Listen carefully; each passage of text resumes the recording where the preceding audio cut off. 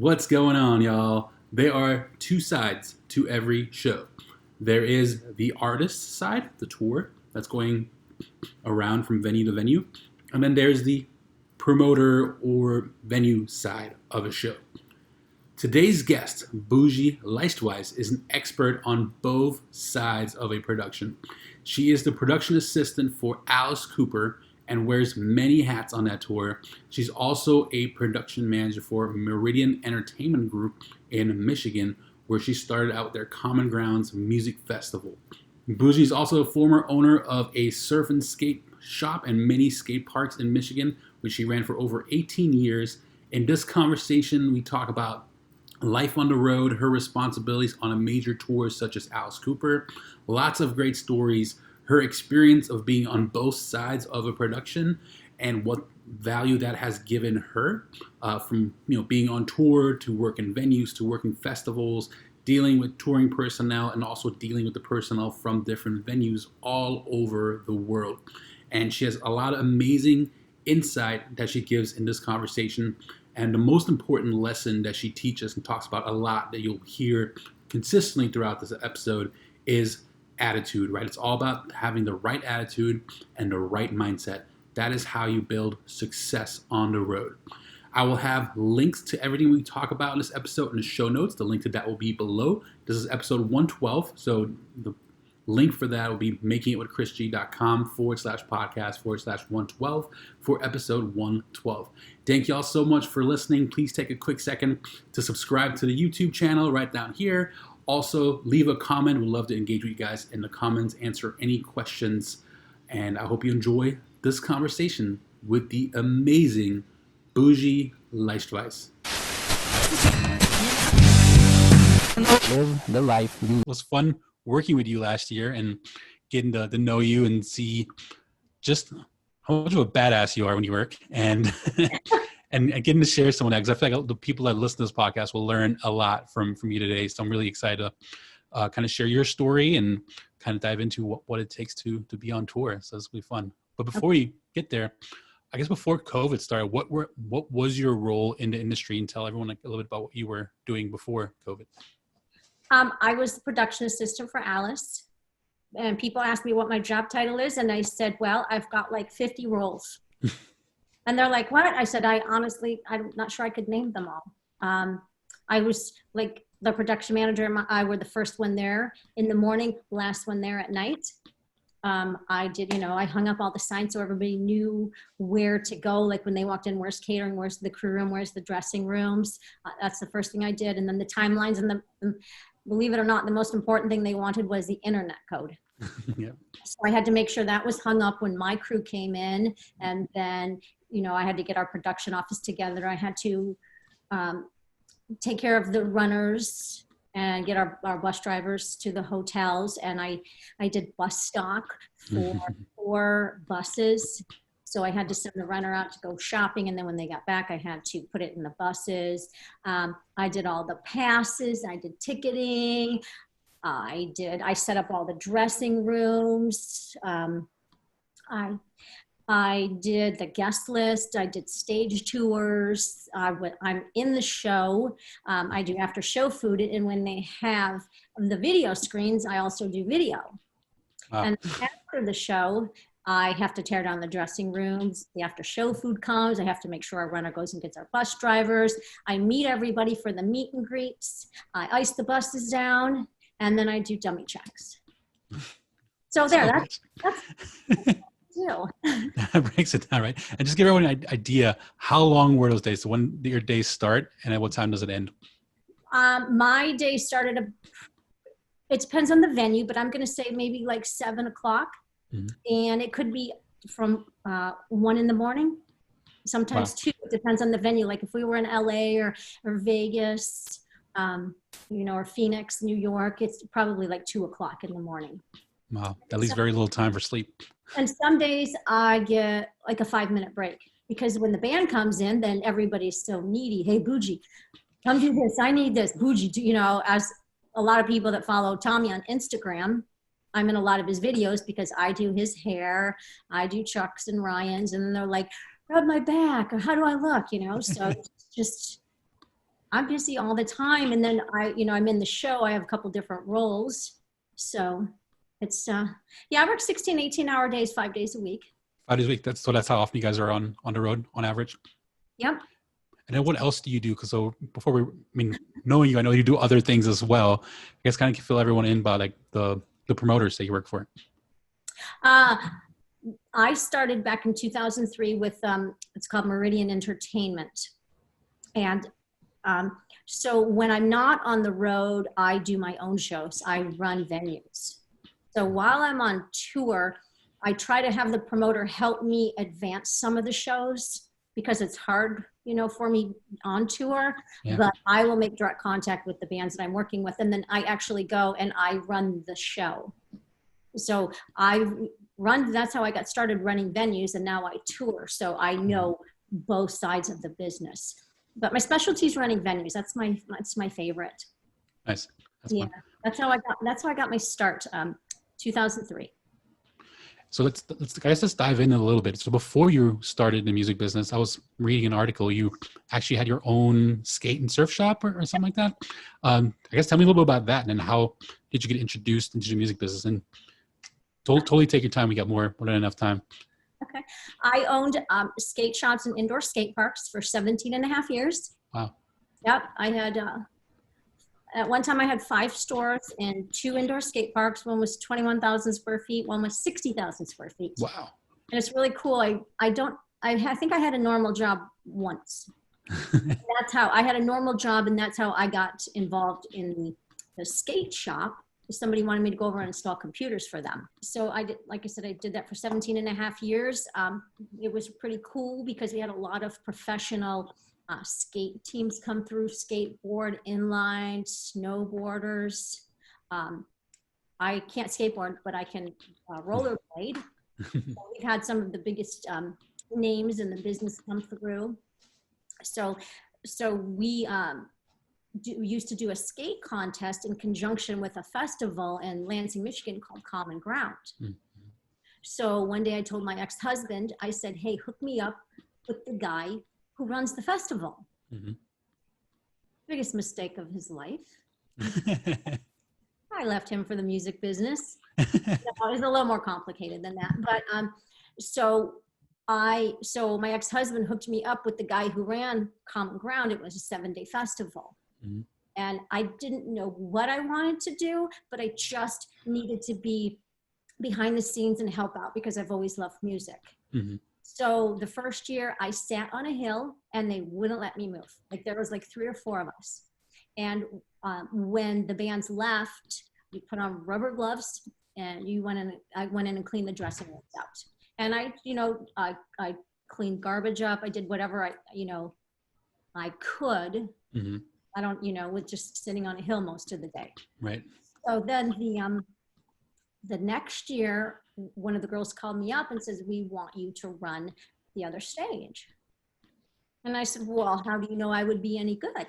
Yeah, I was gonna ask that. What was it that you feel you did that made you stand out from just cleaning dressing rooms to running a stage? I'm not really sure. So I said, how do you know I would be any good? They said, we just know. I'm not one to sit around. Like if there's something to be done, I'll do it. Mm-hmm. So I don't need to be told what to do. I just kind of like do stuff. So I think they saw that in me. Mm-hmm. So the next year I went over to the smaller stage and I met my mentor named Daryl. And he saw the potential in me. So he let me loose. Mm-hmm. And sometimes he'd have to pull me back in. Hey, you're getting a little carried away, but he taught me all the ins and outs. And I still remember, he's like, always send the prettiest one in the morning to greet the buses. Oh, that. So I'd be standing there, hi. And so that when the semis rolled in, I was there to greet them in the morning. And if you start your day out like that and really good, you're gonna have a really nice day. Right. If you have to walk around and find somebody and ask where things are, it's not a good start to the day. So I made sure I was standing right there when the first driver stepped out of their vehicle, and then Daryl taught me so much stuff, and I just learned from there. And I volunteered for 7 years while I had my skate parks and skate shops. And so we ran most of the fairs and festivals in Michigan. And one of our clients was Sturgis, the buffalo chip. Okay. Yep. And another client was like the Soaring Eagle Casino and my 7-day festival in Lansing. And then I worked with a couple ballparks, and we had real big events. And then we would do free concert series down in Detroit every Friday night. It was beautiful, overlooking Canada and the water. The boats would be on the water watching the concerts. So I volunteered for 7 years. And when I got divorced, the promoter hired me on full time. So I went into the office and learned the business end of it.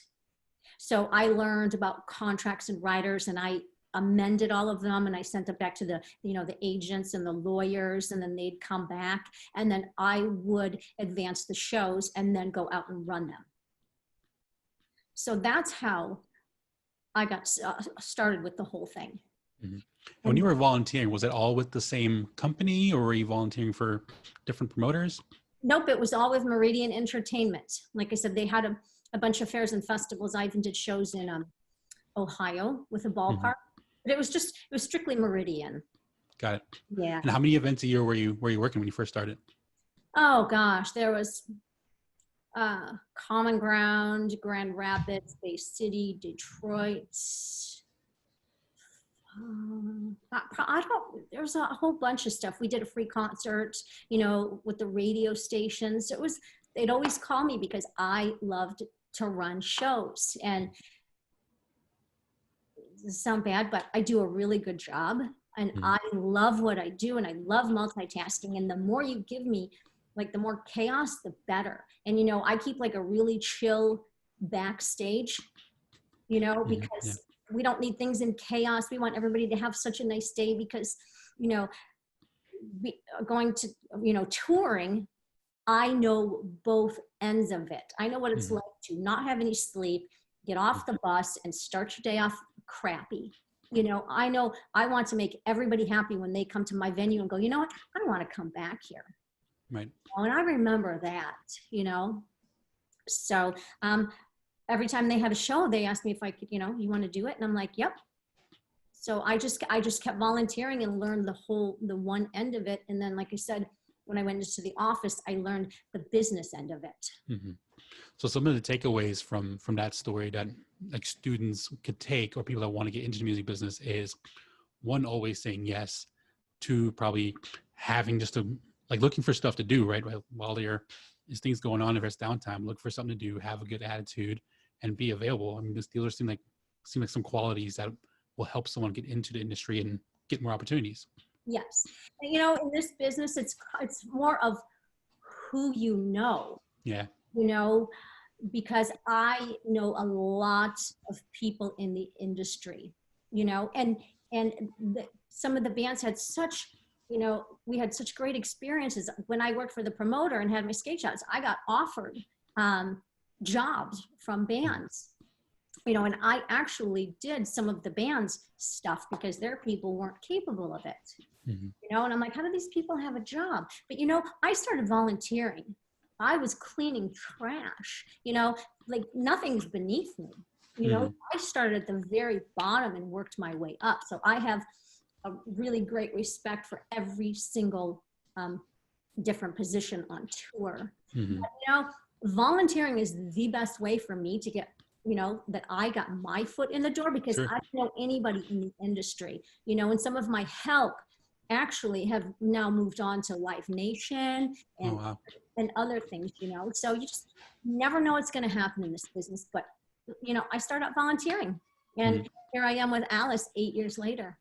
Awesome. How does someone go from, like, if you were to give some advice to a student, like, how would they go from volunteering to like building those genuine relationships? Like, how do you like build a good relationship without being, I guess, annoying when you're like just a volunteer?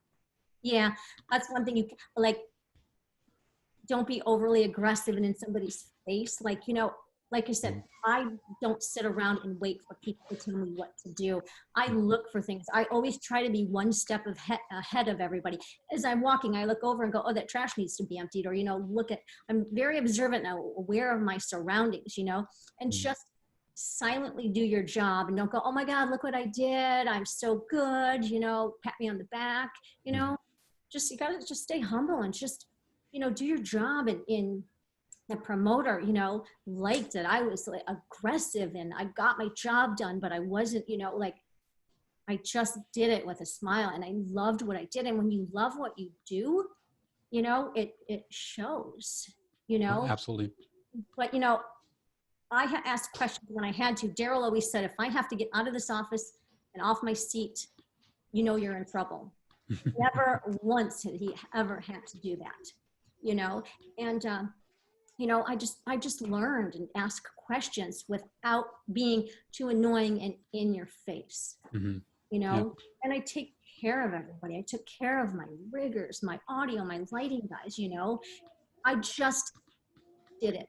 And, I just didn't really think about it because I can't sit still. I need to find stuff to do, and those people work so hard. You have to take care of them also. So I just did stuff, nobody ever had to ask me to do anything. And, I wasn't too loud or annoying or, I just, like I said, when you love what you do, it shows, and I was willing to do anything and learn anything. So, and not only shows, but I think since you've seen the other side from being on the promoter side and you've been on tour, I feel like you kind of bring that with you when you're on tour, like how you treat everyone that you work with during that day. And like being on the venue, like having worked with you, or being on the promoter side and having worked with you, it made me want to like almost like step up even more than I normally step up. It's like, how can I make Bujie happy? Like, she's awesome. She's easy to work with. Like, what can I do to make her day better? And I feel like that it's so nice to like have, like when someone first steps off the bus and they're just like a friendly face and, this is going to be a good day. Yeah. I've run into a lot of people that are just nasty and I'm like, why are you, and it's just like, when I step off the bus and I go into a venue, I have a lot more compassion for those people that run the venues because I've been in their spot, and when a production manager steps off the bus and starts yelling immediately at these venue people, it's just not necessary. And your whole day is shot, always start your day off on a good note, but it's just, I don't know, this is a fun industry. Make it fun, so I have a lot of compassion for both sides. So when I ran Common Ground, it was a 7-day festival, but I was there 10 days. And if I got 3 hours of sleep a night, that's great. Right. One time I was up for 48 hours because our runner got sick and she had to do airport runs. So I seriously was up 48 hours doing whatever it took. There's no sense being mean and nasty in this industry. I find, this will be really helpful. I find a lot of the younger kids come in thinking they know it all, and more of those people I feel have an attitude because I'm younger, I know what I'm doing, and they don't last in the business. No, not at all. They don't. You cannot have an attitude. And then, of course, the older people that have been in the industry a long time, they're a little bit jaded and stuff like that. I feel like, you don't really have to be like that. Maybe it's time to find a new career, but, just don't come in with some attitude, know it all and this and that, I got lucky. I hooked up with a really good band. Yeah. I always felt like the attitude you have backstage, even if it's like directly or indirectly, like it always translates to the show and then affects like the audience. Like I think if you have a good energy backstage, the show is usually always better. The audience is usually always having a better time. Like I feel like it really does translate from backstage to the audience. Oh, it totally does, and you kind of know who you have to suck up to also. I'm not going to lie about that. Like you being the promoter, not that I'm going to be nice to everybody, but you're going to help me the most. Right. You know, you and I are going to work together really close. You're going to need stuff from me and I'm going to need stuff from you. So you just have to develop a really nice relationship with the promoter, you So know. true.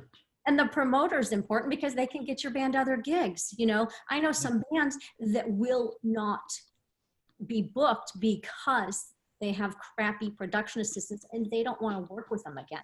Mm-hmm. You know, just somebody from the group ruins it for the entire group and they lose gigs. Yeah.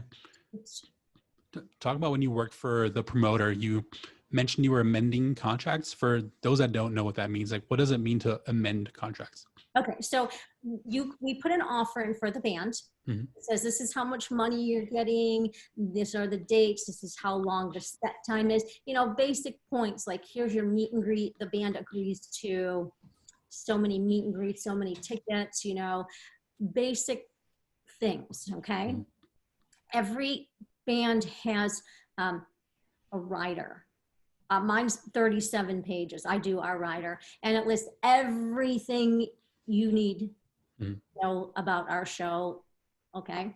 So when the band accepts the offer, the agency sends a contract out. So I would get the contract and amend it. Like say they want, I can't think specifically right now, but the contract is like the main deal point. You have to sign it, you know, and when both parties sign it, the band and the agency, it's called a fully executed contract. It says, this is what you're paying me. This is the deposit. Like if I had to amend it, say they wanted 50%, I would amend it and cross that out and go, a fair does not pay a deposit. You know, you get paid a full day of show, or they want 100 comps. And I cross it off and go, well, no, we'll only get 50 because it's a smaller venue. Right. So certain things like that. And then when you get the rider, you have to go through it. Just because this is really important for new people, when you get a rider, that is not set in stone. Every venue is different, you know? So a lot of smaller venues, if the show, you know, if it's small or the show's not doing good, they're not going to provide bus stock, or they're not going to provide after show food. So on the rider, I would cross that off and say, no, we don't provide this. Just because it's on the rider doesn't mean they're getting it. Right. Just like your basic guideline, like, you know, when they want, you know, their stuff for their dressing room. A lot of the venues will only provide food and drinks. They won't provide, you know, like socks and cigarettes and batteries, and Sharpies and stuff like that. But a lot of kids that start out nowadays think that, oh my God, I have to follow every single thing listed on that rider. No, you don't. That's just a basic guideline. That's something I wish I knew when I first started, because I remember when I put my first show on, I was so nervous, one, just signing the contract. And there's definitely things in there I wasn't comfortable with, but I was like, I don't know if I can change anything. And we're so excited that we have a headliner for our show. So we literally got everything on the rider, and it was a fly-in date. So we even got things like socks and like t-shirts and everything, like stuff that the artist didn't even need at all. But being a young promoter, you don't know these things. You know, at the very beginning I did it, but then I'm like, why are we supplying all that? We can get their own socks and underwear, you know? Yeah, exactly. And now after running venues for so long and being on tour, I look at that rider and go, oh, hell no, they're not getting this. And when I do my own shows, I look at the rider and I look to see when their tour, what their tour is. And if they're 2 days from ending their tour, I'll call them up, and when I'm, you know, going over everything, I go, hey, I see you're almost done with tour. Do you really need this? Do you really need that? Half the time they go, no, I don't need that. I've got so much stuff. Right. You know, so there's little tricks when you do that, you know. Do you really need this? Do you really need that? Can we cut this back? And they go, yeah, that's fine. You know, some bands go, like, really the only thing I need on there is pop and beer. Right. But new people don't know that. That's such a good tip, because it's almost like the opposite problem if you're in the beginning of the tour, because in the beginning, you're going to probably have to provide everything because they're just starting out, and probably even have to provide some cash because they're just starting out, don't have any cash on the road yet. So some really good tips, like knowing when the tour is happening. It's almost like you're better off if you're towards the end of the tour. Yeah, because near the end of the tour, I will actually take the dressing room rider and amend it, you know, cut back on stuff and send it to like the last 3 venues. I go, you know, well, we don't really need that. And you know what? If a show's not doing good, we work with the venue and go, okay, you know what? We can cut back on this. We can cut back on that, you know, because you can be flexible with that kind of stuff. You know, you just, you know, you can work through things. If there are certain things you absolutely positively need, that's fine. But, you know, like if you go to a show and you go, crap, I really needed that, you know, usually the venue will help you out. If you have a good working relationship with them, they'll help you out if you need something, you know. So you just have a lot of respect for each other and just be nice, and you know, we'll have such a great day. But so that's what amending contracts and riders is. So do you have any, besides the beginning and end of tour, do you have any favorite tips on amendments that you would typically make? So for example, and anyone listening, this is not legal advice. You should contact a lawyer and make sure you're doing the right thing with your contracts. But something I always did, since I didn't have a lawyer, if there was something written in a way that I didn't understand because it was just like this intense legal speak, I would just cross it out and see if they challenged it or not. And 9 times out of 10 they didn't. But that was like kind of my rule. If I don't understand what this means, I'm crossing it out. Yeah, you just put NA and they can come back and go, oh, we really need that. No. But see, when I amended the contracts and riders, when I worked for the promoter, I would send it back to the agency and they would have their lawyers or their, you know, I think they would have their tour manager look at it, and then the tour manager would ask the production manager, is that okay? Right. Like the contract is the biggest one where, you know, the contract is set in stone, your deal points, you know, the obvious money, you know, stuff like that. The riders, you know, more flexible. Right. So it's, you know what, this is what I do when I don't know something. If somebody asks me, I'm like, oh yeah, let me take care of that for you. And then I turn around and go, oh crap, you know, I got to figure out how to do this. So like, when somebody approaches you, you don't know something, don't like freak out and go, oh my God, I don't know this, you know, and then they're going to go, oh my gosh, who am I working with? Yeah, okay, I got this. And then I figure it out later. Yeah, exactly. You know? Yeah, no problem. Okay, God, how am I going to get 50 bath towels, you know, in an hour, you know? But, you know, but if you act like you're new, you're going to get treated a little bit different, because I have had bands that have tried to walk all over me, you know, because they thought that I didn't know stuff.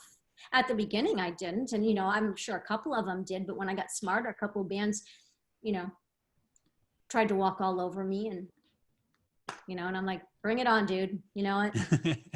So, but don't go in scared with a scared look on your face. Yeah. You know? If you don't know something, you don't know something, but don't let the band know. You know, it's all a part of learning.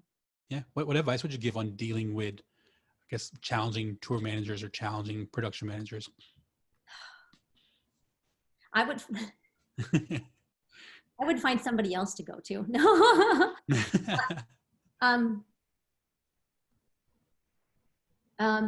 What I do with somebody who's really mean and nasty, I actually suck up to them more. Okay. Because they're mean and nasty for a reason. Maybe, you know what? When you step off that bus, maybe somebody hasn't had any sleep and they've been on the road for 2 months and they miss their family and they just missed their kid's birthday or something, and they're just having a crappy day. You have no idea. Right. Maybe that's the reason they're so mean and nasty. Okay. So if you're really nice to them, say, hey, can I get you anything, you know, and try to help them make their day better. Then they, you know, come back, go, you know, I just had a bad day. I just missed my kid's birthday, or, you know, oh, okay. But I'm not going to name, I've had 2 bands that have been nasty. One guy, Really? yeah, he was just trying to attack me and find fault in like everything I did. And I would just stand there, look him in the eye and smile and go, I got this. You know, and he's like, well, why do you need this many passes? And I'm like, you know what? That's what I was told. Any passes I don't use, I'll give back to you. Well, you let one of your runners go. I'm like, you know, you wanted 2 15-passenger vans. You haven't used either one of them and the day's half gone. So I let somebody to go to save some money. But if you'd like me to bring them back, I totally will. Nope, that's okay. And then, you know, a couple other things that were done. Like, you know, I advanced with one of their girls. They absolutely positively needed a juicer. And I said, well, we don't have a juicer, but I've got a guy that has like a smoothie station and he'll make you guys smoothies all day. She's like, that sounds great. So we get there and the guy's like, where's my juicer? And I'm like, well, your girl advanced something else. And he's like, when you get as big as us, you get what you want. And he was screaming and yelling at me. And I'm like, if I would have known that juicer would have been that important to you, I would have spent my own cash and bought one, you know? And I said, if you want me to, it's 4 o'clock in the afternoon. I'll go get one for you. You know, you can't come and attack them. So I printed the email from the girl that showed a smoothie station was okay. And you know what? I knocked on the door, I put it on his desk and I had it highlighted and I walked out. And the tour manager came up to me about an hour later, handed me money. He says, do you still have that smoothie station? And I looked at him, I said, I don't want your money. What do you want? I will take care of it for you. You know? So that's how you handle those mean and nasty guys. Like the one that kept trying to find fault in everything. So at the end of the day, he's like, who amended this contract and writer? And I said, I did. And he looked at me, he's like, oh, he's like, you have really nice handwriting. It's funny. So you can't come back and attack, because if somebody's attacking you and you attack back, you guys are getting nowhere. Right. You know, you just have to be nice and just take a deep breath and just listen to them and, you know. Yeah, kill them with kindness. And you know, you do, because, you know, it's really uncalled for. Some people are just grouchy. Some people are just having a bad day. You never know. Right. Yeah. At the end of the day, the artist is so if you're on the venue side, the artist is a guest at your venue. Right. And you have to treat them like a guest, and hopefully they are going to want to come back because you treated them well. Yeah, but you also can't let them take advantage of you. Right. You know, because then they'll try to step all over you, and you can't allow that. You know, you have to like calm them down, do it in a nice way. So how do you know where the line is of where you're going above and beyond, but they're also not stepping on you? Like that girl with the juicer in the smoothie station, you know, I'm like, I'm not going to keep getting yelled at because it's something your girl did. And that's when I printed her email out and I highlighted it and I just put it on his desk and I walked away. And if I ever felt that I couldn't handle something, I would go to the promoter and that they would step in for me. Maybe it's happened before, but I try not to let it get to that point. Because if somebody knows you're a pushover, they're going to totally abuse you. Oh, yeah. They can hit what they want, but you still go, hey, you know what? It's my venue. You're my guest. You know, you have to follow my rules. You know, you have to find compromise. So right. It's tough to know. There's a lot. I think I've met every single personality that is out there. Yeah. And sure. You know, I can't believe how many grouchy people are, you know, and there are a lot of really nice people. So you just have to get to know people's personalities and know how to deal with them. That's so true. I just try to be nice and happy and love what I do. And sometimes I have to walk away for a minute, and that's why I like doing laundry so much, because it's like I wrote a song called Moment of Silence. So I have to go take my moment of silence in the laundry room and just calm down for about 5 minutes. What do you do when you calm down? Do you do any kind of breathing exercises or meditation, or I fold clothes. You hold a pose? I fold clothes. I love it. Clothes, and because nobody's going to come in the laundry room to find me. I just go there. It's really quiet. I just take a deep breath and take a moment of silence and just get away from everybody and everything. Because like I said, nobody's going to find me in the laundry room. Right. So true. How did you get connected with the Alice Cooper crew? Tell that story and how you ended up on tour with them. Okay. Well, Alice came to 3 of my venues. The first was at Common Ground, my 7-day music festival. So I met them, and then they came to a ballpark in Ohio that I was working, and the production manager, that was the next one. So that was the ballpark. And then my third time they came to, it was called Rock the Rapids. It was like a 3-day festival with the ballpark in Grand Rapids, Michigan. And the production manager was not there. He was really, really ill. Okay. He almost died. So wow. He had some complications with surgery. So I said, well, I know what he does. I'll help you guys out. they're at my venue. And the guitar tech was helping out, but I had met him before and I said, hey, I know what your production manager did. Let me just run everything of yours backstage because I know how you guys do it. Mm-hmm. Okay. So I helped them out. And then the tour manager came in at 4:00 and he was all frazzled, and I'm like, I got this. Everything's cool. We are good, and then the meet and greet comes and the tour manager's all frazzled. Oh my God, there's 70 people. And I'm like, well, let my girls and I handle it. We'll take care of it for you. We got this, and so I kept in touch with the production manager because I wanted to make sure he was okay, and so I just kind of kept in touch with him.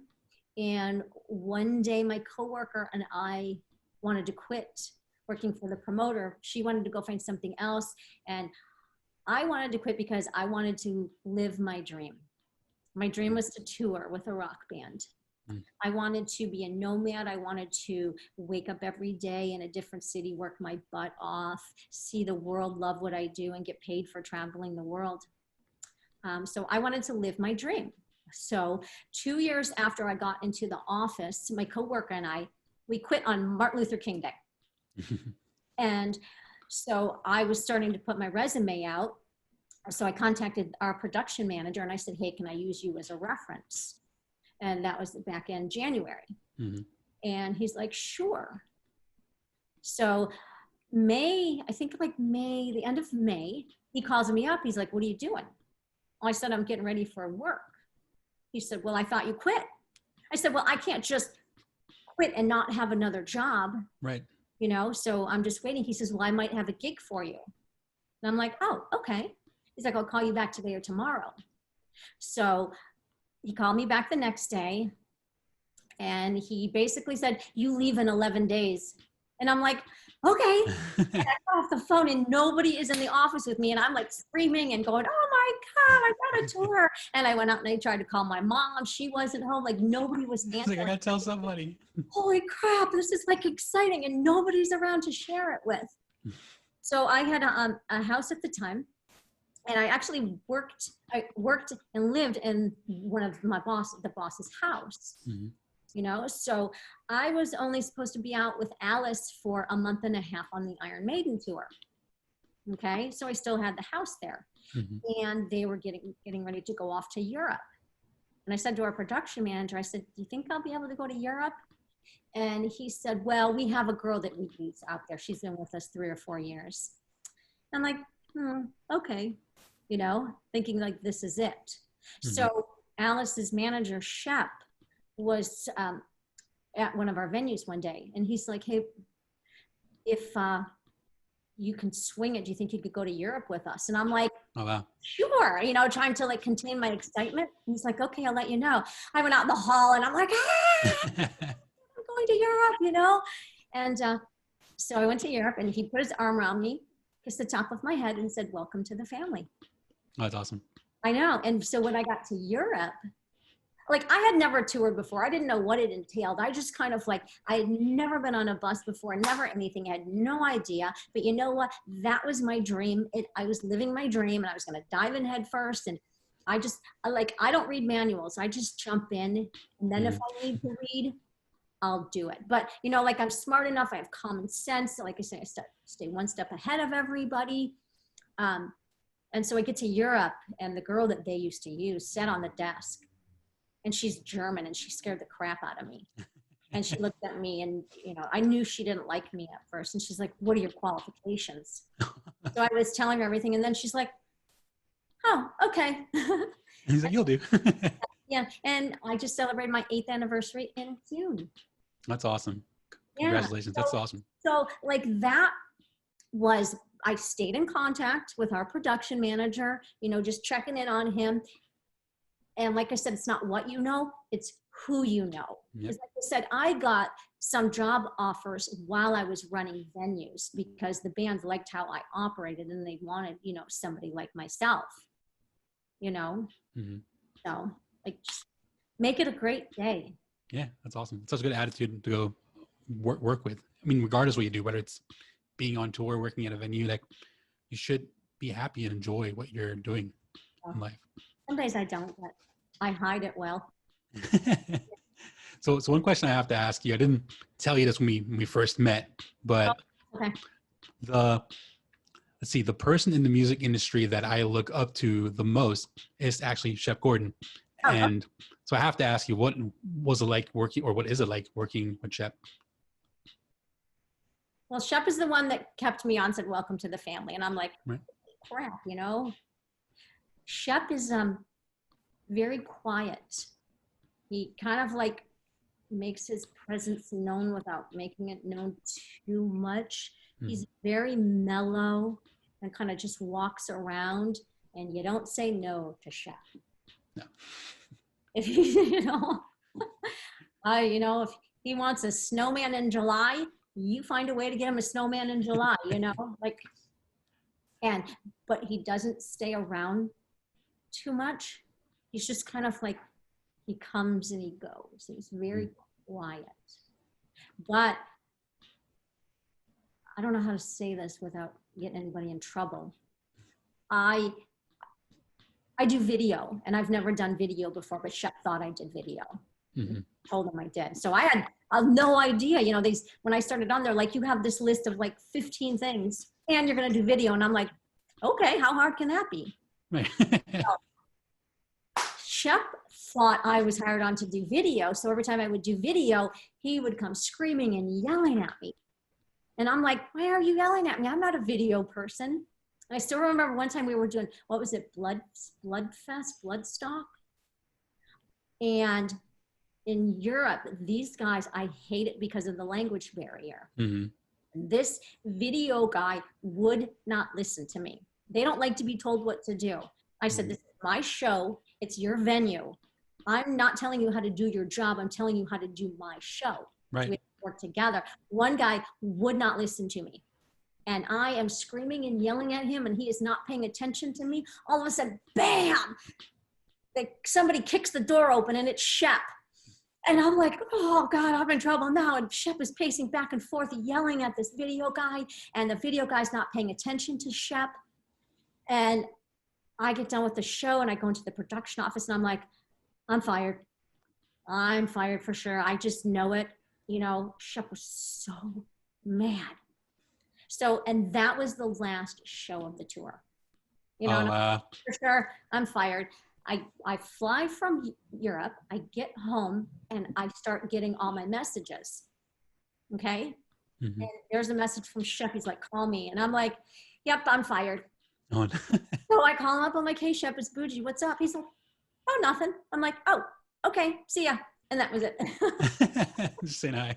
Yeah, I'm just like, maybe he forgot what he wanted, So I've had a couple really scary moments like that. Yeah, that's funny.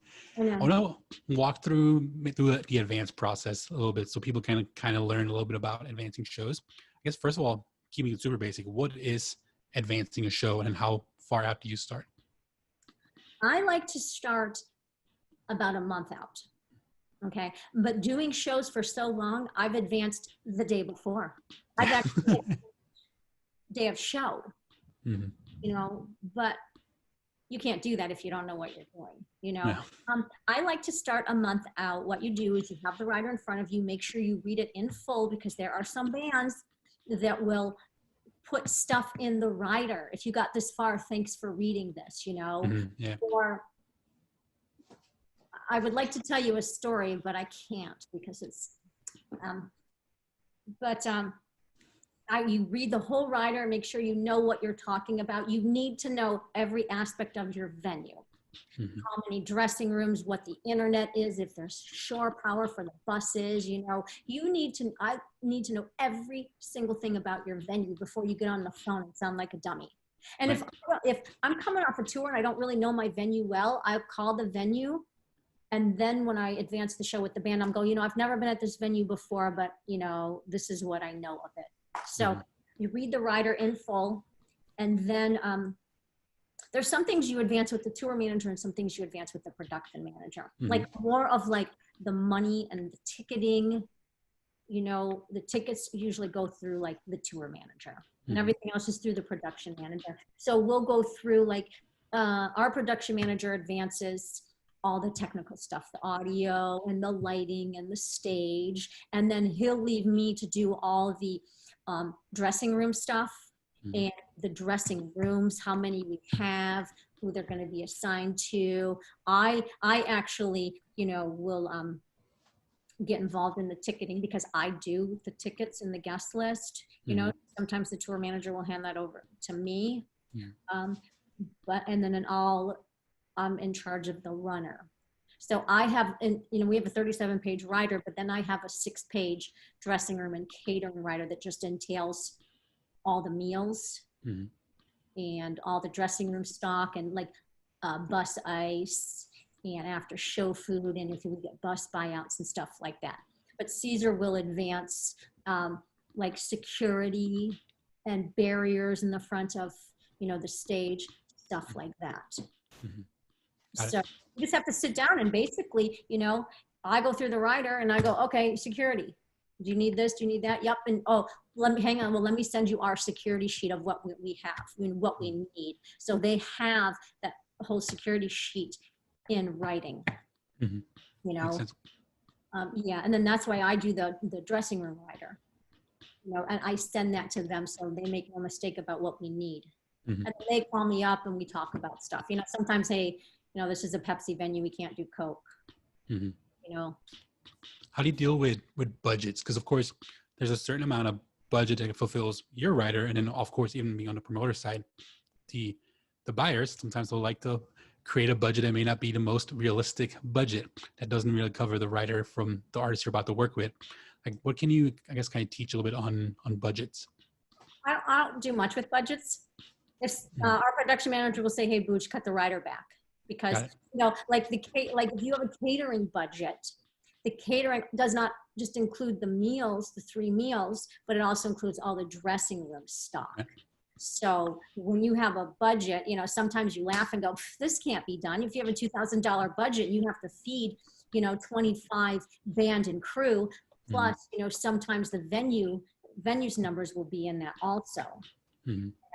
So they have to give you a realistic budget number. Like, when you're a larger act like Alice, your budget's going to be bigger, but when you're a smaller act, your budget's small, they might just do buyouts. Right. And I like buyouts. So for like the smaller acts, they'll go, "Hey, you either have to provide lunch and dinner or just give us $25, $30 a person and we'll get our own."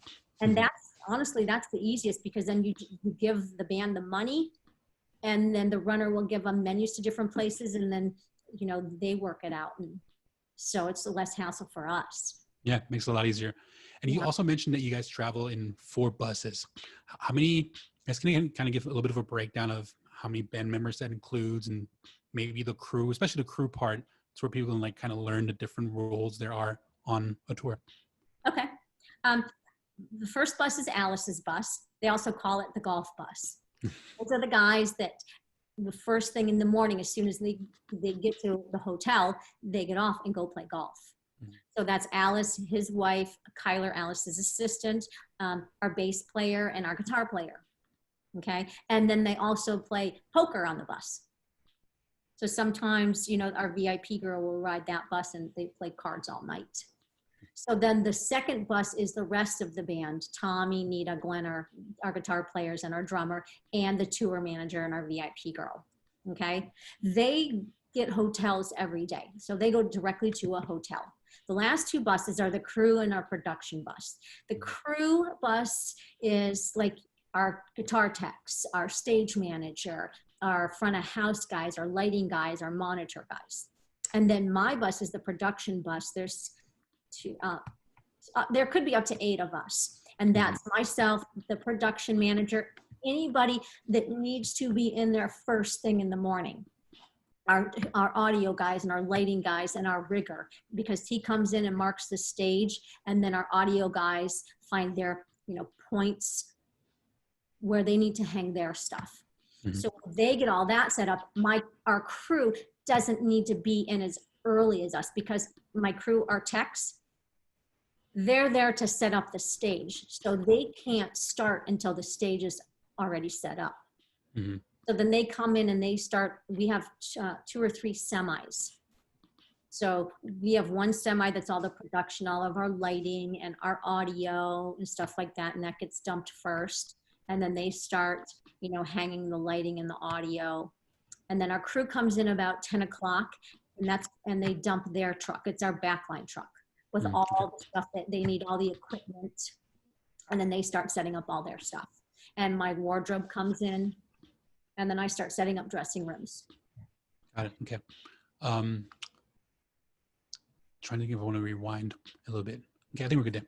So once you come in, so your day starts at about 8. The crew comes in around maybe about 7:30, somewhere around there. Got it. Okay. What are the first things that you look for when you first arrive at the venue? I look for someone. Yeah.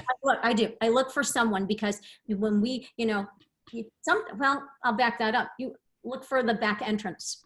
Yeah. Sometimes you have no idea where it is. You have to look for your semis because they're there before you. Right. So as soon as you get in, if it's a big venue and there's nobody there, you don't know where to go. Mm-hmm. So then we have to start walking around and looking for stuff. And if there's one person, then we have, hey, where's this? Where's that? So that's why I try to look for somebody. That's why I'm always there when I'm running my venues, because I know what it's like to walk into a venue and there's nobody around and you don't know anything. That's why you mentioned you greet them right when the bus arrives and you greet them. Oh, I did. I was smile. Stand there like a little puppy, like greet them. But then I go look at all the different rooms they have. Mm-hmm. And then I decide which room will work the best for. Alice has his own dressing room. Nita has her own. We have a band room. We need a production office and a crew room. Mm-hmm. And then if Shep comes, then I give him a special room. Got it. What do you do when you don't have the amount of rooms that you need at a venue? There have been times where Alice has had to use his bus as a dressing room. Got it. Okay. And they just box up all his stock. So when his bus gets there, I'll put it on the bus. Mm-hmm. And that was mostly like at real small, like maybe like festivals or mm-hmm. something like that. And then sometimes Nita will have to share the dressing room with the guys. She doesn't like that, but we just don't really have a choice, or the crew doesn't get a room. Right. We can't magically make rooms appear. And some managers get mad about that. And I'm like, well, hang on, well, let me build you another room. You can't be mad at that. You have to work with what the venue has to offer. Yeah. You just do, For the person that goes on their first tour, for the first one on a bus tour, do you have any tips of do's and don'ts on a bus? Yes. You can't go number 2 in the bathroom. Remember that. Okay? You can. They call it bagging it. This is going to get kind of gross, but this is stuff that you need to know. If you can't hold it, you can put like a bag in the toilet, do your business, and then tell the bus driver and he'll pull over and find a garbage. Okay? I mean, that's like, talking about poop on tour is like no big deal. Everybody does it. You have to. So it's just it's like, okay, I got to go poop. Okay, see you later. So you remember you're living with a bunch of other people. You have to be respectful of them. You can't be slobs and leave your stuff all over. You have to be respectful of those people. You have to sleep with your feet facing the front. Okay? So if the bus driver slams on the brakes for any reason, you're going to go feet first instead of head first. So there's, those are like the main things. Don't slam the door when you get out if people are still sleeping. I know my guys, I pick a very specific bunk because I know who snores and I can't stand snoring. I am on the top because I can climb up there easier than some of the other guys, but I stay near the front of the bus because I'm the first one up.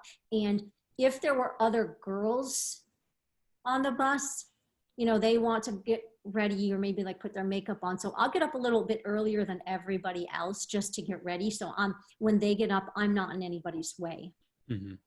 So those are like just some basic bus rules, it's not like too many, but oh my God, I remember my first time seeing my tour bus. I'm like, oh, that was awesome. And we have really nice buses, Yeah. you know. And I walked in and I'm like, holy crap, I get to live on this thing. Like, And travel the world. I've traveled the world 3 times with Alex. That's awesome. That's Yeah, fun. we just did, our last tour was in February. We snuck in Australia and New Zealand. Awesome. That's so cool. Yeah. You have any hacks on things people should pack? And then how much can you pack when you're on a tour? Like what's mindful so you don't overpack? I used to overpack. I don't anymore because a lot of what I do, I try to really take care of my crew. They work really hard, and I kind of feel like I'm the bus mom. So what I do at the beginning of the tour, I get out my tour book and I email, I probably did this with you also, I email all of the promoter reps or the venues, and I ask them if they have laundry. Mm-hmm. Okay. And then I compile a list of every place that has laundry. So my guys know when they can do theirs, because I would prefer they didn't send it out and waste the money. You know, they need to save money. So they knew which days they could do laundry, and then we spaced it out so not everybody was doing their laundry at the same time. I would tell them, okay, we have 2 machines and 2 dryers or just one. So maybe do yours tomorrow, you know. Mm-hmm. So that really helped people out. Like that's a nice thing that the production assistant can do to help people out. And I love laundry day because I do a lot of people's laundry, so I make cash. Oh, nice. I make extra cash, yeah. But you know, my suitcase, one side is all clothes, and the other side is like all my toiletries and everything else. Okay. Really, if it depends on how long you're going to be on tour, you know, because everybody wears the same t-shirts over and over again. Like I overpack, like if, you know, I'll bring like 10 t-shirts, but I know I'm going to get more, you know, just like a couple pairs of jeans and stuff like that. And packing is super easy. I put all my underwear in one Ziploc bag. I put all my socks in another Ziploc bag, so I'm not scrambling around to try to find them. One of my guys, a great thing he does when I do his laundry, I take his t-shirt, fold it in half. I put a pair of underwear on there, and I lay his socks flat on there. And then I roll that up and roll that up into his shorts. So if we're like 3 in a row, he just grabs three of those things, and every day Smart. I know, I thought that was a great idea. I'm like, why didn't I think of that? Just so it helps out when you know how many laundry days you have. So, okay, if we don't have something for 2 weeks, I better bring a couple more t-shirts. You know? And those are like the little things that when you haven't been on tour that you don't think about. So that's such good advice. Put your shampoos and conditioners, any liquids in Ziploc bags. That is super, super important, because if it blows up in your suitcase, I've had airlines ruin suitcases. You know, you don't want everything a mess. So, but like I said, one side's all closed. One side, just make sure, you never know, venues can be really cold, so make sure you pack like a sweatshirt or 2, but you have to look at what season you're in. Also, when you're in Europe, you have to check the weather. Yeah. Bring a little bit of everything. Just don't overpack. If you need it, you can always buy something. But one of the things I read too in that interview I read about from you is, because I meet so many people on tour that all they do is seize venue, bus, hotel, and that's it.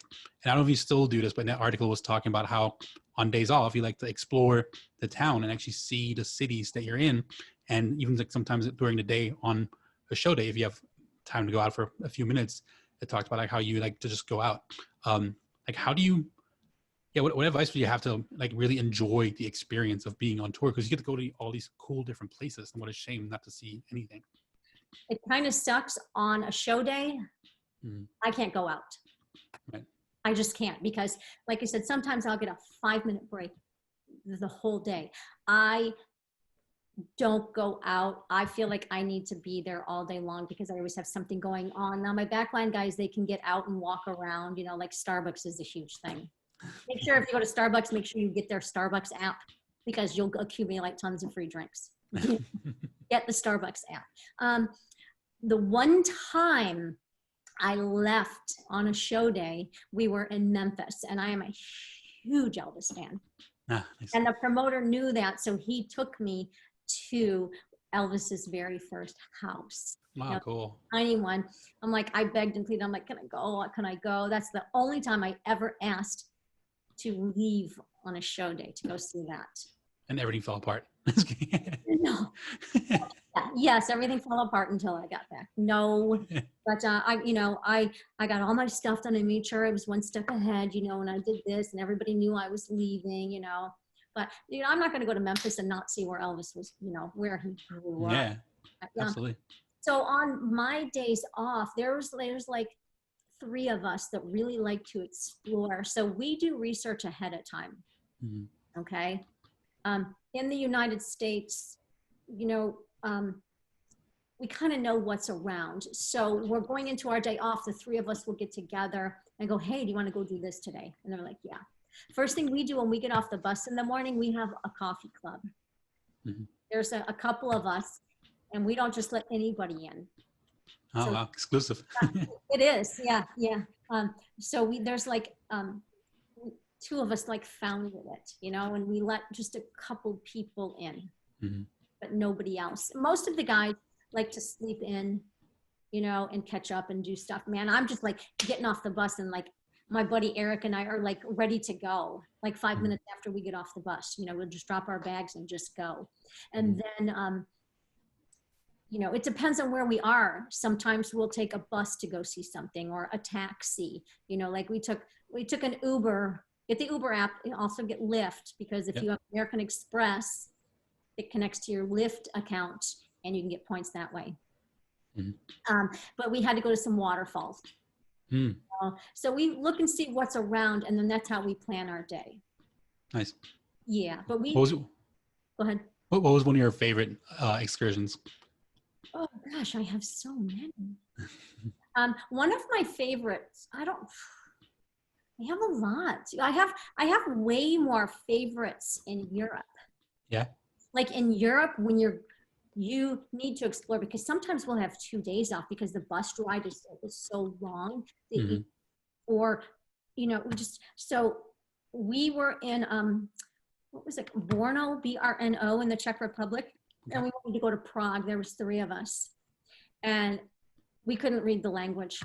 So we found the bus station. We got a map. It was not in English. And we pointed at Prague, and somebody pointed at a bus. And we got on it, and like 2 hours later, we were in Prague. That's funny. That's awesome. And we walked all around because like one of our guys just did like major research on stuff. And he's like, mm-hmm. Hey, we're going to go do this. We're going to go do that. So like, I don't know when I'm ever going to be back at these places again. So I'll sleep when I get home. Right. Oh my God, you never know when it's going to end.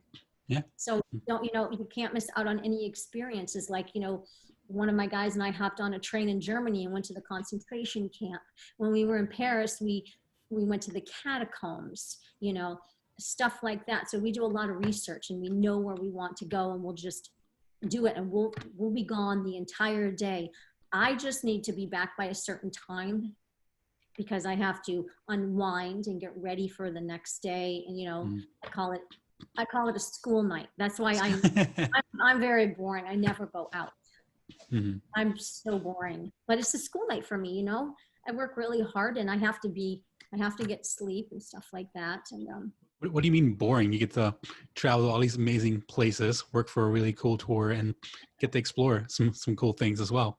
And you're great to work with. Oh, thanks. Like, hey, you want to go to the bar and get a drink? Well, I'm not a drinker either. Right. Like, no, I'm tired. I got to get up early, or I got to go to bed. I like never go out. And I told myself one time, I'm like, you know what? I'm going to be fun. I'm going to be a lot of fun. When we were going to Australia, and I ended up in a strip club. That was kind of fun. So that's kind of fun. Yeah, I did a couple other things too, but I'm like, okay, I'm just a little more fun. But it's super cool, but it is such hard work. People don't realize how much it takes to put on a show. Like my mom and dad, they're a little bit older, and they just thought it was like, the sex, the drugs, and rock and roll. But they came to a show and saw what I did, and they couldn't believe at the operation of backstage and how much I actually worked and how much everybody else did to put on a show. So it is, Mhm. you know, it's a lot of really hard work and long hours, you know, but when you go to these cool places, like I said, I'm going to go out and explore because I may never get back there again. Yeah, know, COVID-19 might hit, and who knows when we I get to know. go back on tour. When we were in Australia, we went to Rottnest Island. We took a boat over to an island, you know, like you're tired, you know, I don't want to go, but hell, I'm in Australia. I'm going to go over Yeah, there. And we had like the most amazing day, you know, like you don't want to do something and then you do it and you end up having such a great time, you know, exactly. don't, And that's usually the case. You don't want to, you resist because you're tired or worn out. And it's yeah. like, then we do go, like, oh man, I'm so glad I went. I'm like, oh, I'm in Australia on somebody else's dime for my Right. third time, you know. We went with Alice, and then when we did the Motley Crue tour, we were over there, you know. And I'm like, Mhm. I'm on somebody else's dime. I'm going to go have a good time. Yeah. Tell me about touring Australia, because I know you guys normally travel in 4 buses and 2 or 3 semi trucks, but I've heard stories in Australia you can't travel by bus because everything's so spread apart. Like, what is it like touring over there? And then you have to have multiple days off because your trucks take time to get there. They don't have tour buses there. They had one. We took one like one day, and that Mhm. was it. You fly everywhere. Like when we did the Motley Crue tour, because it was such a big tour, we had like a couple days off here and there in every city. Okay. And you just fly. Oh my gosh, flying on that airline, their airlines is amazing. You go there, Yeah. you don't even see a person until you get to the gate. You know, you do everything yourself, and you know, and you feel very safe. And I love flying over there. Hmm. It's beautiful over there, but no tour buses. We did one tour that was so brutal. It was the worst tour of my life. We had like 9 shows in 11 days. Wow. And when you don't get done until 1 o'clock in the morning, you go to the hotel, you get a nap and a shower in, then you have to get up, go to the airport, get on a plane that morning, and then land and go directly to the venue, do the show. You're done at 1 o'clock, go to the hotel for 3 hours, get a nap and a shower in, and wake up, fly again. We flew, like I said, 9 shows in 11 days. It was brutal. People were sleeping everywhere and we were getting on each other's nerves. It was horrible. Hmm. You know, the promoter just like, I think that's it. What advice would you give to someone Our other 2 that were really great. was that? Our other 2 times we were in Australia, New Zealand were really great. Yeah. What advice would you give to someone that's maybe on their first tour and they're working these long days, 5-6 days a week, barely any sleep? Like, how do you get through a day like that without, 1, taking it out on others, and 2, like not relying on, say, substances to help you get through it and really like damage your body that way? You know, a lot of my guys take naps when they're done with it. Like some of my guys, you know, like they don't have, they have their one job is to tech. So then they can go chill out and relax and take a nap, you know, and do this so they have more time.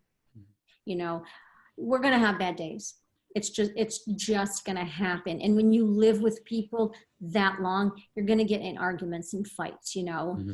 Luckily, our group, we pretty much, everybody likes each other. So we get along, but we do get in arguments, you know. It's going to happen. So we give everybody their own space, or, you know, like, I'm just going to stay away from you today, you know. You just kind of distance yourself from everybody. You go outside of the venue, you go do something else, you know, go in your bunk. Mm-hmm. You know, some people immediately go to their bunk like right after the show. Some people sit down and unwind and have a couple beers and then they go to bed. Mm-hmm. You know, some party all night long. And I'm like, how the heck do you guys function? You know, I'm not going to lie, you know, it happens. Mm-hmm. You know, some of the bad stuff happens on a lot of the tours, you know. Right. You know what? You can't be weak. This is a tough profession, you know. And when you're gone for long periods of time and no sleep, and you know, it's tough. So, you know, you have to be strong. It's not for everybody. Not everybody can live out of a suitcase. Not everybody can live in hotels. Me, I love it. When I'm home, I don't unpack my suitcase for 2 weeks. I leave it laying open and I'm like, oh God, it's day 3. I better shower. You know, I don't shower for, I'm not gonna lie, I don't shower for days. If I, some of my guys work their asses off because they're loading the truck in 100-degree weather and they're sweating and they shower. Me, I won't shower for a couple days. Oh, okay, time to change your underwear, And then I get home and I'm like, okay, well, yeah, you probably should change your underwear and shower. You have to, it takes me about a week to come down off a tour. And I get cranky and I go through a little depression. You got to be careful of that because you're used to this going all the time. And then you come home to a completely different world. And I'm so tired and I'm just like, nope, I get very irritable. And like I said, I go through a little depression for like a week because it's from one extreme to another. So it's tough and it's mentally draining also, It really is, people, it's glamorous for like the hour and a half that the show's going and it's cool and, and I'm in the show. So that's like super cool listening to people scream while you're not getting killed on stage, but otherwise it's not glamorous. And it really does take a toll on you and your body.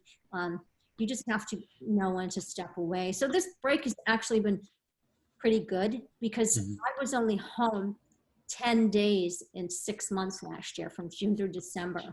I had 10 days off and that was it. Because when we had breaks from Alice, I went and did my own shows. And then when I got home, I had other shows that I was doing. It's, it's honestly not for the weak and you have to be made for the road, It's so true. Yeah, everybody thinks it's so cool and travel and they get it and they're like, I miss home or, A week later. It's really tough, It is. But, I look back and I have so many great memories and I'm like, oh, holy crap, I work for Alice Cooper, like I've only had 2, like, holy crap, that's Alice Cooper moments. Him and his wife, Cheryl, are like my parents, and she's just like Alice. Right. So, but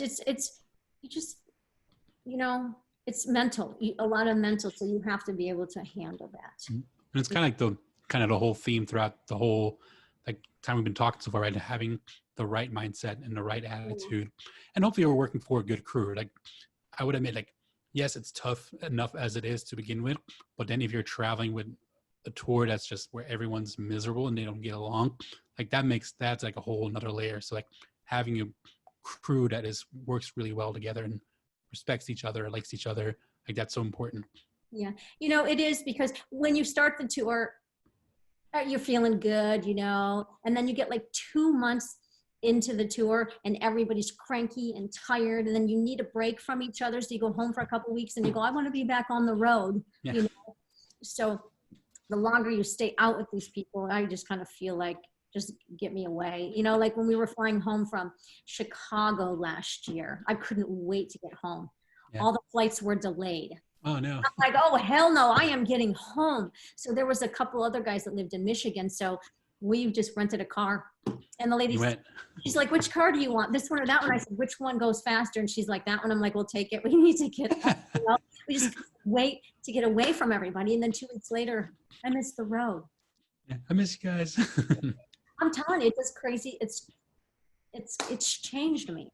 It's really weird. I feel more sheltered and more like isolated. And I'm so used to being behind the scenes that I'm not used to. I call them the common folk, the out front.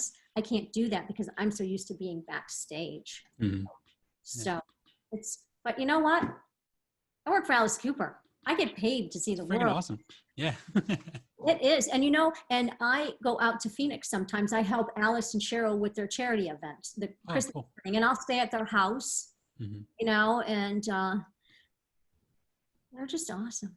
Yeah. Again, it seems like everyone that you guys tour with and that's part of the crew, it just seems like such a family, such a joy and fun working with a tour like that.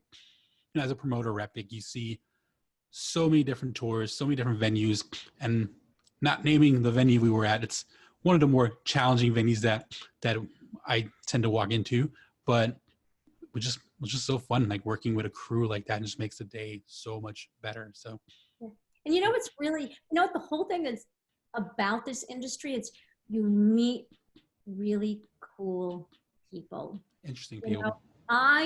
I love running my venues because I get so many bands coming in and out. I'm friends with a lot of different bands. And then you get on the Alice Cooper tour and you're stuck with just the same people for this long, you know? And I miss running my venues, but we get to tour with like some really awesome bands. Like I got to say, one of my all-time favorites was Blackstone Cherry. We just did last year in Europe. Oh my gosh, I love those guys. You know, and so you know we don't usually it's a night with, but sometimes we'll get other bands. Like we were scheduled to tour with Tesla and Lita Ford, and I love the guys from Tesla. You know, like it's cool when you tour with other bands, but like I loved running the venues because I met so many different people. Right. Sounds like variety is something that's important to you. Having both sides gives you that variety. Yeah. Yeah. And you know, I don't get starstruck, but we were on the Motley Crue tour and I'm like, oh, holy crap, Jack Meyer from Shinedown, you know, and I'm like, oh my God, I'm so nervous. That's interesting. I don't get starstruck either. I'm trying to think. It may have been once or twice I got starstruck. One, I definitely feel like there's twice, but one that stands out immediately was Snoop Dogg. Like I was working at House of Blues, and it was in New Orleans, and he's just one of the guys backstage that he just hangs out. And I remember walking backstage, saw him maybe 5 feet in front of me. He didn't notice me, and I was like, "Oh, no, I'm turning around." And I left. I worked Snoop Dogg. What's that? I worked Snoop Dogg, and we had rented a football video game for him, and he stole them. Oh, really? That's funny. Yeah, you know, I just, you know, I never in a million years thought I'd be working for Alice Cooper. I just have always done what I love to do. It was, you know, a lot of people have their life set for them. I didn't know what I wanted to do until I was 45 years old. I honestly didn't. I knew I wanted to do something in the music industry, but you know, the jobs that led up to it just kind of fell into place, and you just kind of make it happen, you know. And man, if you guys, you know, can just like live your dream, do it. I hate when people go, how you doing? Oh, living the dream. And I get really offended. I'm like, if you're not living your dream, don't say that, because I did. It was a lot of hard work, you know, but if you want something, you know, go after it. Don't make any excuses, you know. And like I said, just start at the bottom, start volunteering, because, you know, like I said, I started cleaning out trash, and here I am. I've kissed Johnny Depp. Okay. Every time I see Johnny, he gives me bracelets right off of his wrist. And who would ever thought that I would have like so many cool stories about stuff, you know, but I made it happen. And it was never, you know, some people go, okay, I need to have, you know, make this much money and then I can retire. You know, like I asked my brother-in-law one time, how was work? It was just a day, just saving for retirement. And I'm like, I want somebody to go, what a way to live. And I'm going, man, my day was awesome. Yeah. You know, I've always wanted to do what made me happy. And that's what I did, you know, when I was on tour. Can I swear? Yeah, of course. And my dad's like, you're going to live out of a goddamn suitcase. And I'm like, I know, how cool is that? You know, I'm like, you need a real job. And I said, how about I have a job that at the end of the day, I love to do? Yep. You know, how about that? And, you know, I've never been one to have really a normal job. I had it once, but I had my skate shops and skate parks for 17 and a half years. And then I went right into music. So I'm not one to sit behind a desk. You know, you guys, follow your dreams. Just do whatever you can to make your dream happen. You know, it's nothing's beneath you, you know, and just go out and make it happen. No excuses. I have no regrets. You know, I've had some really bad times. I've had some really amazing times. You know, I have so many great memories. I have so many stories that like people love to hear because they'll never get to experience it, you know? You know, I got to be, because I worked for Alice, I'm also a barista. I work at a coffee shop because it's tough, you guys. Okay, being on the road, if you're off for 2 months, nobody's going to hire you because they know you're going to leave. So I went into my local coffee shop and I said, can I work here? And they're like, yep. So I've been working there for 5 years and they're really flexible with my schedule. That's awesome. I can't sit still. So if you need to make some extra cash, pick up like a side job like that. And like I said, they're very flexible, and you never know where it's going to lead you. You never know what's going to happen to you in life. So just, I leap before I look. Mhm. And I'm like, somebody's going to catch me and I'll be okay. You know, it might be tough, but somebody's looking out for me. I'll be okay. I'll make it, you know, I'll make it. But I got to be on the cover of, you know, a local magazine, you know, because I had a really cool story, and everybody's like, oh, somebody from Alice Cooper lives in Brighton, Michigan, you know?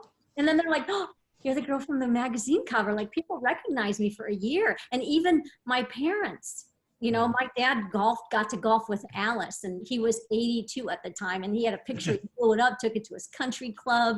You know, he was like the little local celebrity in Brighton. And because Alice is a golfer and he's sponsored by Callaway, I've made a couple friends that work for Callaway. So they're sending my dad we've got Callaway all over the house, everywhere. So he can never tell you again, get a real job. I know, right? No, he can't, because he's, you know, I said, you know, I reap the rewards of your job. Now you can mine. You know, you get to golf with Alice Cooper and you're getting thousands of dollars of Callaway stuff, you know. You never know where life is going to take you. So enjoy, you know, just enjoy every moment. It's, you know. Yeah, my dad always wanted me to go to medical school and become a doctor, and that was actually my path. I was pre-med student at UCF in Orlando, and then for a charity event, I wanted to put on a concert because I loved going to shows, and just one time I wanted to put on a concert, and they were so disappointed that I didn't go to med school, and they're like, please get a real job. Hopefully this is just a phase and you'll grow out of it. And his favorite artist growing up, I never told a story, but his favorite artist growing up was Santana. Like, he was obsessed with Santana. So my favorite moment was, one, taking him to a Santana show, but then like the tour manager was kind enough to allow me to take my parents like backstage. So kind of just stand in the hallway, not get in the way of anybody. And as Santana's walking out, he walks up to me, shakes my hand and says, thank you, and keeps going like right next to my parents. And I looked to my dad, I'm like, you still want me to get a real job? That's funny. You know, that's such a good story, because my dad wanted me to be an accountant. You know, and I'm like, oh my God, that's so, my personality is not made for sitting at a desk all day. You know, after my parents saw what I actually did, it really changed their mind about everything, you know, and they knew I was happy, you know, and this is what I wanted to do and how I wanted to live my life. And I wasn't afraid to go out there and get it. I wasn't afraid to travel by myself on an airplane to Europe where I can't read the language. I was never, you know, afraid. And my sister asked me one time, does anything scare you? And I'm like, you know, I don't think so. Yeah. But, you know, like, so my dad's, you know, like, Callaway, you know, my job's really paying off. And, you know, and so, you know, I'm happy, so he's happy for me, you know. That's so cool. That's a great story. Yeah, it's like, you know, my parents are older and they could care less about, you know, any, you know, famous people. They don't, but like, my dad was so nervous to golf with Alice, you know, they got him a hotel the night before, you know, so he could be up really early in the morning. And then Alice's assistant, Kyler, who's awesome, met my dad and helped him out, you know, and God, my dad loves Kyler. And then so they came to Florida, and I got him a hotel room, and my dad goes and has breakfast in the morning, and Alice gets up super early and goes and has breakfast. And Alice walked up to my dad and he's like, oh, hey, Bob, how are you?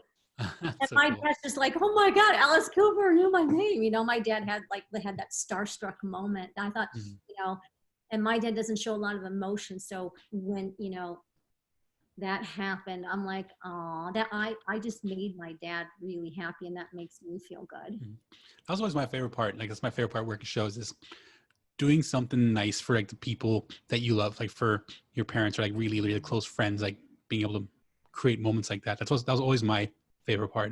Yeah. That's it's a good point that you bring up, because I do stage tours. And when you guys work for an artist, you have to remember you're representing that artist. you know, those horrible people I worked for, I'm like, oh my God, I never want those bands back there again. But I never had any interaction with the actual band. It was just their people that made them look bad. So you have to remember that too. So I'm a really good representative of Alice. So I have made so many cool friends, you know, a lot of them, you know, are just acquaintances and that's all they'll be. But I've gotten some really cool friends from doing the stage tours, you know, and I still keep in touch with some of them. That's really important. You know, most of the people you can't get too close to because they're just fans and then they'll hound you. Right. And, you know, but I've just, you know, you have to represent your band. Sure. Tell me real quick about the stage tours for someone that's listening and doesn't maybe know what that is, because not every artist does that, and I know it's something that's very special with this show because of the stage. Well, I won't mention it. I'll let you take it from here. Oh yeah, okay. My stage tour is really fun. Our VIP girl and I, she gets all the bags together. We meet these people. It maxes out at like 30. And so we meet them, we give them a little spiel about you're going to go on stage, don't touch anything in your bag. You have 3 things, you know, that Alice is going to sign. If you do the meet and greet after the show, some people just do the stage tour. So then I'll bring up like 10 people at a time. And we have, you know, our set is the castle. So it has a giant baby. We bring the Franken Alice out, you know, the big Frankenstein, and we have the guillotine. Last time people were able to put their head in the guillotine. This time they couldn't because we have a new set and it's the castle. So there's all kinds of other cool stuff that they do. So we will all take their cameras and they'll stand in front of all the props and they'll get to grab Alice's head and pose and take crazy pictures. And my favorite thing to do is when I'm holding their camera, taking their pictures, I'm like, if your phone rings, I'm going to answer it. So I've had people, who is this? I'm like, oh my God, you are bothering us right now. We're on a stage tour. And they're like, I'm like, I'm just kidding. How are you? And then we do selfies and send them to people. That's funny.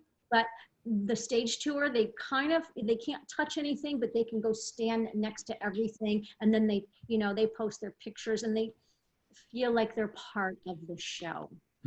You know, so it's really cool. And I was doing a lot of fun thing, like getting the whole group together, taking a group picture. And then I have a page that I call it my fan page, where I post like behind the scenes pictures or pictures from the VIP, from the stage tour. And those VIPs can post stuff to my page. And it's amazing how many people have befriended each other. And I've seen like friendships grow from these stage tours and meet and greets. It's pretty cool. That's so cool. It's a great way of also building community for artists, which is something I talk a lot about on the podcast, is for artists, like they're working towards like, you know, having a music career.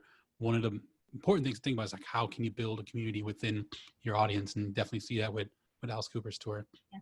You know, I was just texting the other day with 2 guys. You know, one guy just texted me. He's like, I don't have a lot of friends, but you are important to me. And I want you to know I have stage 4 cancer. Oh. You know, and then another guy, his health wasn't doing good. So I check up on him. You know, people give us gifts all the time because they want to, you know, like I said, you can't befriend everybody. You can only befriend a select few because you have to be very careful in this industry. Absolutely. Who's genuine or not, you know. And today's world, really. I know. Yeah. But, you know, I want to represent Alice in the best light I can. And one of our VIPs said, you know, I used to come to the show for Alice, but now I come for the girls instead, you know, because I've done it so many times, you know. Like, it's really nice.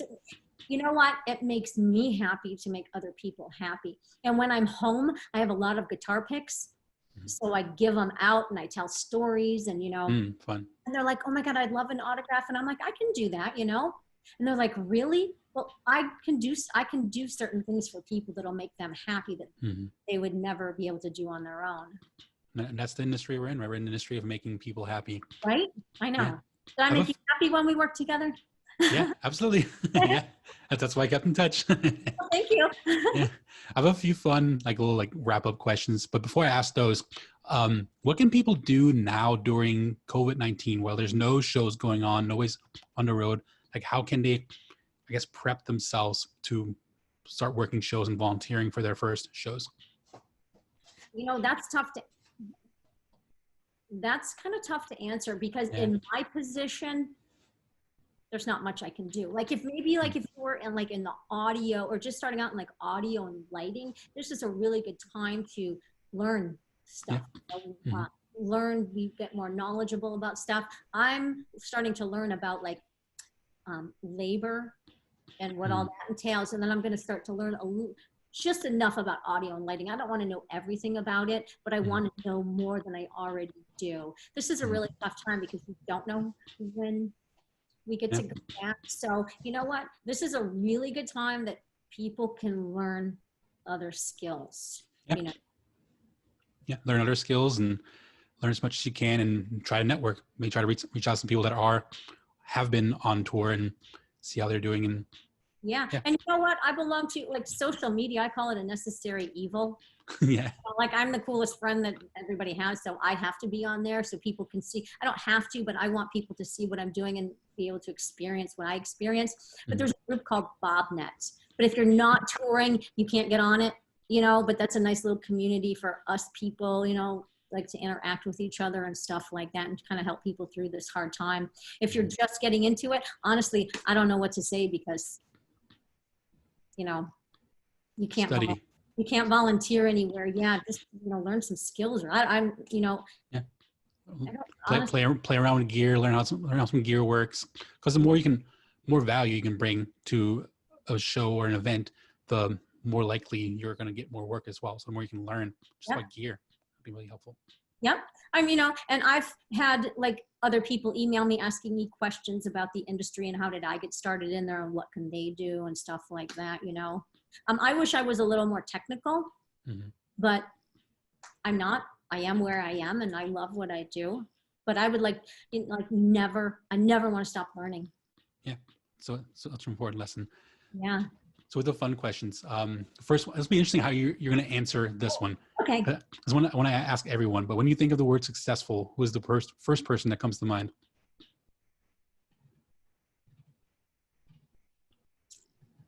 That's tough. So I said it'd be interesting how you would answer this one. I don't know. Like obviously Alice, you know. I don't know. Like it's really hard to say. Like you can pick like huge artists because they're very successful, but you know, my dear friend Orianthi, who was Michael Jackson's guitar player for his last tour, you know, after he died, she came on to play guitar for Alice for a couple years, and I've made such I have a great friendship with her, you know, and she's successful on her own. She's got an amazing voice. She's an amazing guitar player. You know, Nita, our guitar player now, they found her, she was playing in a band called Iron Maidens.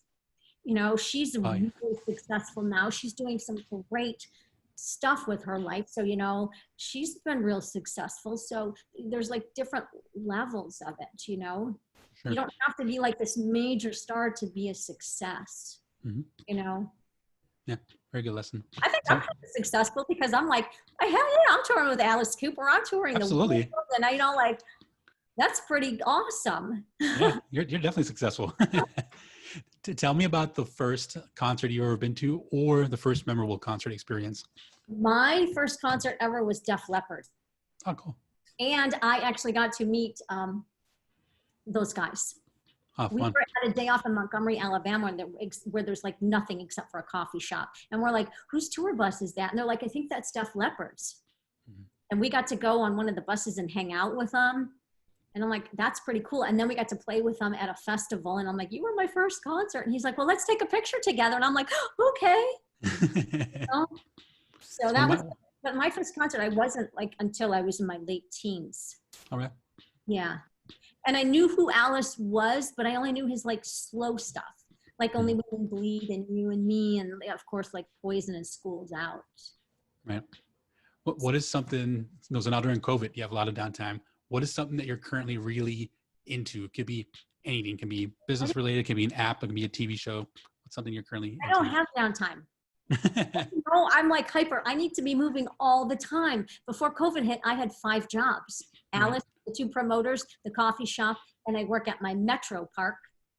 you know, which I absolutely love. So luckily, you know, I have the Metro Park job now where I work 5 days a week, and on my days off, I don't really have days off. I spent all day yesterday reorganizing my sister's cupboards and painting the dining room, you know, or reading or something like that. And I'm like, gosh, I wish I had more time. I need a day off, you know? So yeah, you know, I want to learn, like I'm learning, I know Word and Excel, but I'm learning Pages, and I forgot what the other thing is. I want to start learning some like computer programs and stuff. But I'm not one to sit still. I'm out walking every day. I'm outside. I'm doing stuff. Does it get me down? Yep. I try not to think about what's going to happen with the future. So I don't think about it. So when I do, it really gets me down, but I try not to let it get me down too much, because I'm not the only one in this same position, you know. A lot of my friends are. So I'll call my friends just to make sure that they're okay, you know, do this whole thing. But I never needed a lot of downtime. Yeah. What's the best advice you've ever gotten? Ooh, I don't know. I'm not really sure. I don't know. I don't, it's advice I got from when I started in the industry with Daryl, but I couldn't tell you what it is, but he gave me a lot of advice. My advice to you is to find a mentor. How's that? Like without Daryl, I'm not sure, I might be, but I'm not sure who I'd be the person I am today in this industry without his help. And he saw a lot of potential in me, you know, told me what to do. He gave me tons of advice, but that was so long ago, from 2003. I don't know what it is, but I'm sure whatever he said was like the best, because it really helped me out. That's good to get a mentor. I love it. I love Daryl. He was, worked for him for a long time. Yeah. What is something that you like to see change in our industry for the better? Ooh, that's giving me all these hard questions. It's supposed to be the fun ones. This is not fun. The business stuff was the fun. Well, the problem is every venue's different, you know, so it's a Groundhog Day, but it's just so different every day. So it's change, you know, like something change in our industry. I don't, you know, more niceness. yes, less grouchy people. And if you're jaded, get out and let somebody come in who wants to work there and, you know, who wants to be there. Yep. That's a good one. Yeah. Just don't be mean. Yeah. Yeah. And then one of my usual final questions I haven't asked in a while, be interesting how you answer this. So this question is called the Hollywood Vampires. And you're probably very familiar with them. So the Hollywood Vampires, for those that don't know, the original was a drinking club between Alice Cooper, Keith Moon from The Who, Ringo Starr, John Lennon, and Mickey Dolenz from the Monkees. So if you were... John Lennon, Jim Morrison, Jimi Hendrix, Keith Moon, and Mickey Dolenz. Got it. Wikipedia's wrong. Well, I only know because we did a tour called Raise the Dead. Okay. And so Alice would have a tombstone of 4 guys. Okay. And it was those 4 guys, and it showed their life and death in their tombstone. And I used to play the Angel of Death and wear a long black cloak and bring him out, look like I was floating. So he would do a song by each of those 4 guys, but they never included Mickey Dolenz in it because they're like, he's a monkey. He couldn't be, you know, one of those guys. Right. That's an interesting story. I've learned something new today. Yeah, and like Alice and Mickey are like the only ones still alive, you know. I'm gonna have to rephrase that question going forward. But if you were to put together and you're not a big drinker, but if you were to put together your, let's say, coffee club, who are the 3 to 4 people that would be part of your exclusive coffee club? And it could be dead or alive. Oh, okay, definitely Elvis and Barbara Streisand. That's my king and queen, and I love Cher, and I love Johnny Depp because he's so cool. He's so laid back. He's so mellow. He's sweet and humble and so nice. You know, I would say Alice, but he doesn't drink coffee. Does he drink coffee? I know Cheryl does. But yeah, I'd probably get the guys from Shinedown because I love Shinedown so much. That sounds like a fun crew right Oh, there. love them. He's got one of the best voices ever. So that would be like my top list of people. That's a good group right there. Yeah. Is there anything that you want to plug where people can get in touch with you or learn more about anything that you're involved with? Yeah, you can give everybody my email address if you want. Okay. If anybody ever has any questions, just don't give them my phone number. They can message me on, if anybody has any questions, they can message me on Facebook. I'm easy to find. I'm like one of the only Bujies there are. I love to help people out when I can because I love the saying, every expert was once a beginner. Yep. And you just have to find that right person to help you out. And if I can help somebody out, you know, I would love to do that. But don't call me up and go, hey, I have a friend who's a singer. Can you hook me up? No, I can't do that. I don't have that power. But I can help you and, you know, teach you some stuff and whatever, you know, like some of the girls that when I started, they worked below me and I was like their mentor. I still keep in touch with them. You know, it's friendships and friendships in this industry are very important, but you have to be careful who's your friend and who's not. But, you know, I'll help out people in any way I can question wise, but just don't ask me for a job, you know. Yeah. that I can't help you out. No, I can't help you out with, you know, Johnny Depp and all this stuff, you know. I'm part of Alice Cooper. I'm not part of the Hollywood Vampires. But I know Johnny because Johnny and Alice are friends, and I do Alice's Christmas Pudding. It's a charity event every year, and I took care of Johnny when he was there last time, and he's played with him at some shows, so. So what I'll do is, as an added bonus for whoever has listened to the episode this far, and so I've show notes for every episode as like quotes and what we talked about at what time, and then towards the bottom I always usually have like any contact info or social media channels. So I'll put that all the way on the bottom for those that have listened this far and scroll all the way to the bottom of the show notes. They'll see your email if they want to reach out to you. You know, when we get back on when we get back on the road, like I have a lot of Instagram followers because of Tommy, our guitar player. He's like one of my best buddies on tour, and he makes videos and posts pictures and all the time. So I'll get off the bus and people will be waiting. They're going, Bujie, and I'm like, do I know you? They're like, I know you from Tommy's videos. You know, it's crazy, like how like I get recognized, and it was like they're like, will you do my hair, because they see me doing Tommy's hair, and like some people like. There was like maybe 4 people that were there for like just me one time. And then we played a casino and there was like 6 guys that waited for me after the show because, oh my God, you were so nice to us last year. We waited for you. And I'm like, that's so cool. So like on my personal Facebook page, I don't friend everybody because that's my personal page, but I do my Instagram. And then I have a fan page called Bujie Rocks. Okay. I'll make sure to share that in the show notes as well. Yeah. Awesome.